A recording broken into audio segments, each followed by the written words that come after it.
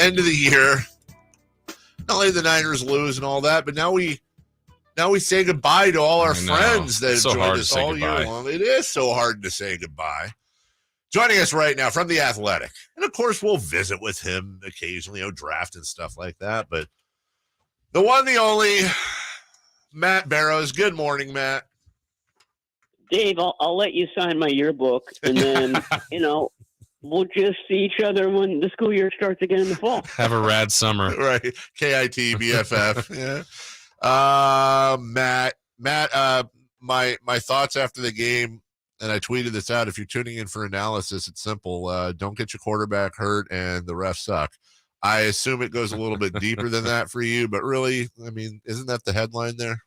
It actually does not go any deeper. The lesson is when you lose your third quarterback of the season in the first quarter on the first drive, and then your fourth quarterback of the season on the first drive of the third quarter, the game's over. And there's really no analysis that you can supply to kind of dissect it. No team, first of all, no team is going to go as far as the 49ers did when they go to their first backup quarterback. Usually that's the death knell for the season when your starter goes down. The 49ers had that happen 3 times this season. And then a fourth when Johnson suffered that concussion. So just I call it buzzard's luck. Like there's bad luck, and then there's buzzard's luck. The 49ers had buzzard's luck at that spot in 2022. As we're talking with Matt Barrows, all guests come to you from the Folsom Lake Honda Hotline. Folsom Lake Honda, your one-stop Honda shop. Matt, on that note, it does make analysis tough, and maybe even off-season analysis tough, because they had a great year. They did a lot of great things. They were very close to doing the whole thing, but then you lose Purdy in the most important game.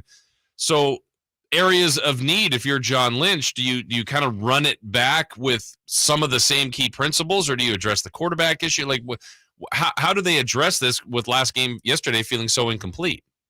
Well, I mean, we're going to have to wait for the Purdy diagnosis to come out, because it could be a huge range of things. We're talking about the ligament in his elbow, which baseball fans all know can mean a very, very long recovery. Tommy John-like surgery, or lots of variations in between. Remember, at the end of the 2020 season, Nick Mullins suffered a similar injury, and everybody thought it would be Tommy John. He'd be out for 8 to 10 months or whatever it was, and it turned out he needed surgery, but it wasn't quite as complicated as the Tommy John. He was back throwing early in the offseason. So, we just have to wait, and I think that's going to guide a lot of what the 49ers do at that spot. I mean, I still think that the likeliest scenario is that they let Jimmy Garoppolo walk in free agency, and they get a 2024 compensatory pick as in return, and that their 2 main quarterbacks are Lance and Purdy, and that there may be a veteran who comes in, but I don't think that it will be the high-priced one, because the 49ers did do very well under Purdy, and they do still believe in Trey Lance. But the other lesson is that you need, 5? You need your quarterback room to be 5 deep for this team to succeed in the playoffs. So they have to think about that as well. I mean, there's talent up and down the roster. I think they've identified that talent. I think they've done that a long time ago. The question is, how do you support it? Who do you bring in around those players at those positions? And, to me, the defensive line, as absurd as it sounds, because that's always the one where they spend all their resources, and they've got 2 really good key figures in Nick Bosa and Eric Armstead. I think that needs a lot of attention. A lot of those guys are going to be free agents.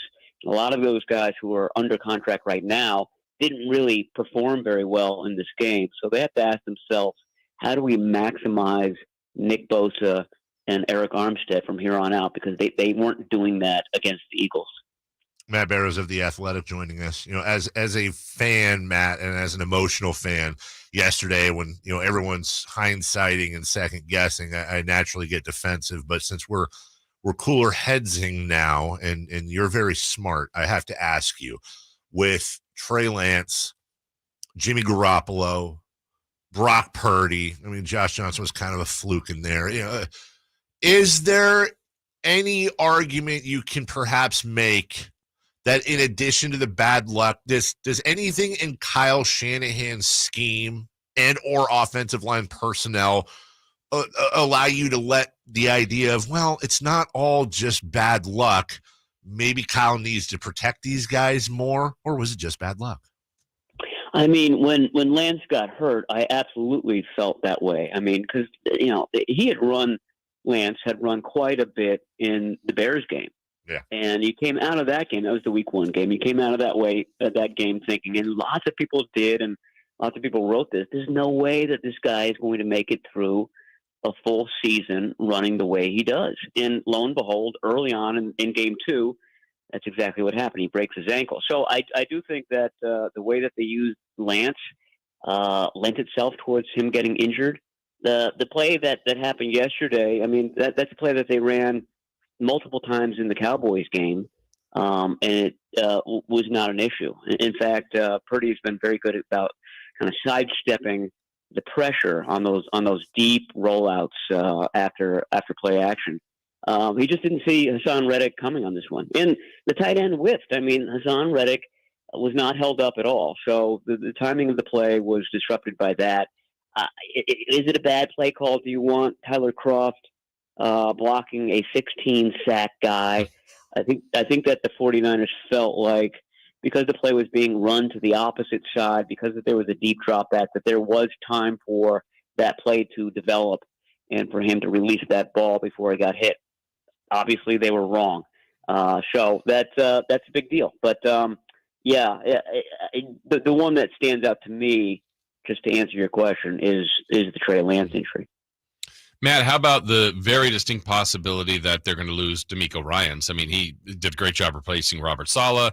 How do they fill that void if, in fact, that's the case? And do they get a pick for that, too? I'm sorry, I wanted to piggyback. Yes, they do. That pick won't actually manifest itself until 2024, I believe, because there are multiple guys leaving for top jobs with Rand Carthon going to Tennessee to be the GM. So they'll get extra thirds in the next 3 drafts, I think, because of that. So they're tapped out for this draft. They're going to have 11 picks and several compensatory picks. But, yeah, I mean, what they do to replace DAmico Ryan, I'm not sure. I always thought that Vic Fangio was at the top of the list. I think there's real kind of mutual interest there between both parties. There was a report yesterday that he had a deal in the works with the Dolphins and Mike McDaniel down in Miami. That was followed by reports that Fangio said, oh, no, there's no deal. So I'm not exactly sure where that stands. I thought that the 49ers would be in the running. Vic Fangio lives in Florida, and he visits the Bay Area quite a bit. So those are, I think that those would be the top 2 spots for him that he'd want to land. He wants to be paid quite a bit of money, and I don't see the 49ers saying no to that either. So if he's still truly a free agent, then I do think that the 49ers have a shot at him. And if he's not, then there are a lot of guys in the Vic Fangio coaching tree. Ejiro Evero in Denver is one that jumps out. There's a lot of guys that kind of run the same, Robert Saleh, Pete Carroll style defense that the 49ers have been running since 2017. And there's something to be said for continuity there, just running a similar system so you can kind of keep the ball rolling into 2023. Last thing for you, Matt. And this is an incredibly unfair question, but we're on sports radio. It's what we do. How do you think that game goes if Brock Purdy stays in? I mean, you were there. You know both teams. You know the Niners. How do you think that game ends up if Purdy plays all 4 quarters? I think that obviously it's not the blowout that it is. I think the 49ers win. I really do. And I realized that the Eagles offense was different after the Purdy injury, that they didn't have to take risks and push the ball downfield and really allow Jalen Hurts to run, which is what he's good at. So it was a more conservative version of it because they were so comfortable with where they were. But the 49ers did a fine job handling them. They let up too many easy scores. But the yardage total, I think, was something like 268 yards by the Eagles. That's a yardage that if you hold your opponent to that, you usually win. There were no takeaways, so that's a big deal. That's usually a part of the 49ers formula for winning. But I thought that they had a good plan for Hurts. They mostly kept him hemmed in. His biggest gain came when Samson Ebicom couldn't bring him down in the backfield, and then Talanoa Hufanga hit him late out of bounds. Yeah. I thought the 49ers had sort of lost their marbles a little bit by that point in the game. But, the fact that they were able to score that Christian McCaffrey touchdown, that gave them true energy, true life in that game.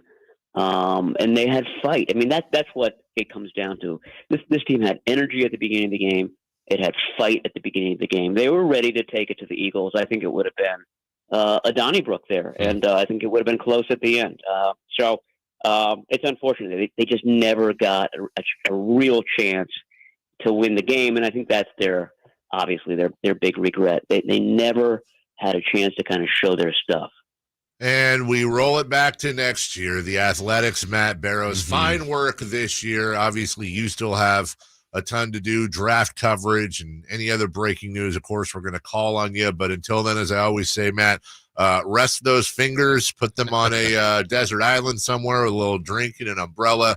My oldest guest, and I don't mean that by age. I mean, Matt goes back that far. And Jason, I know you echo what I say. Yes. We appreciate everything you do for us all year, buddy. We look forward. If contract works out, we can get your agent to agree. We look forward to having you back next year. Yeah, next year I'm looking for that the 95-foot yacht. Because, yes, get your money. The one that I've been sailing just doesn't cut it anymore. We can't do the rookie contract extension anymore. No, I want the veteran deal next year. It's great work, buddy. Thanks so much. See you soon. All right, and thank you for having me on, Dave. I really appreciate it. Of course, you take care. That's Matt Barrows. Does fine work with us and even better work with the Athletic all year long. Please subscribe. Go to theathletic.com.